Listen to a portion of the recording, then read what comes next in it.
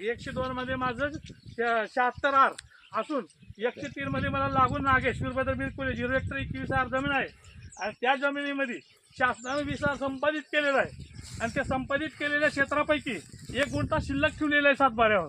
त्या 1 गुंठ्यामध्ये मी घरकुल बांधाव ह्या धोरणानं इथं माती तळ्याला माती घेऊन गेलं आणि त्यांच्याकडून पाया खाजून माती दिलं त्यांना आणि इथं बांधकाम करावं म्हणून मी धोंडे दगड रचून पाया भरलो होतो.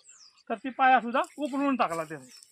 त्या माणसाने हे माझं तुझं नागेचं शेत नाही म्हणून उकळून टाकला. म्हणजे आता शासनाने जे शेतात घर बांधा म्हणून देऊ लागले त्या हिशोबाने अनुदान देते घरकुल कुठे बी बांधा म्हणल्यामुळं इथं बांधाव बैठक होती आहे शेतात सगळं आणून ठेवलेलं आहे आणि इथं बांधाव म्हणून तुम्ही 103 मध्ये नागेच्या जागामध्ये बांधाव घरकुल मंजूर करून बांधाव ह्या इथून मी केलं तर ही सुद्धा एका घरकुल उकळून टाकले.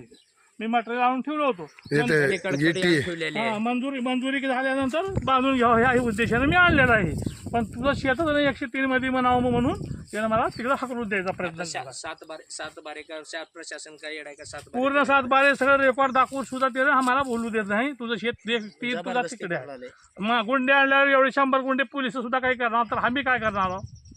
तुमचं आता काय म्हणणं आहे शासनाला? मला एकच म्हणणं आहे की बाबा माझे 103 व 102 या 3 मधले तर 4 बदले वेगळे आहेत पण 103 मधलं 62 जमीन त्या शासनानं मला एक